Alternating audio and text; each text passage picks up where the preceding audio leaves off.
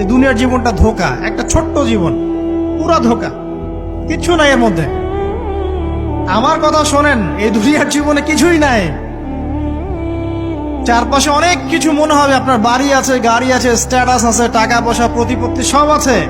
আদতে আপনি একা, আদতে আপনাকে একাই কবরে যাওয়া লাগবে, একাই আল্লাহর সাথে হিসেব নিকাশ দিতে হবে। কেউ নাই সাথে, আমাদের সাথে কেউ নাই। কিন্তু আপনি মনে করছেন যে সেলিব্রিটিজম, বড় আমি পলিটিক্যাল নেতা হয়েছি, আমাকে সবাই চেনে, আমি ইকোনমিক সেক্টরে লিড দেই, রাষ্ট্রকে লিড দেই, আমি ধর্মতাত্ত্বিক ক্ষেত্রে লিড দেই, আমাকে দেখলে মানুষ বাহবা দেয়, ইত্যাদি ইত্যাদি।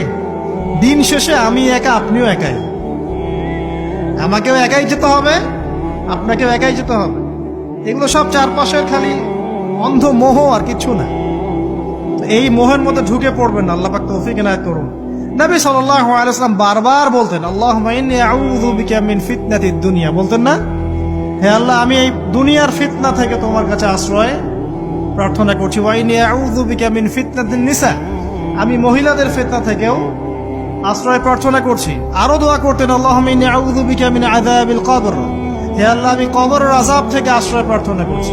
ওয়া আযাবি জাহান্নাম, জাহান্নামের আযাব থেকে আশ্রয় প্রার্থনা করছি।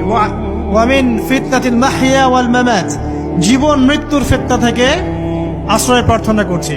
ওয়া মিন শাররি ফিতনাতিল মাসিহিদ দাজ্জাল, এবং দাজ্জালের ফিতনা থেকে আশ্রয় প্রার্থনা করছি।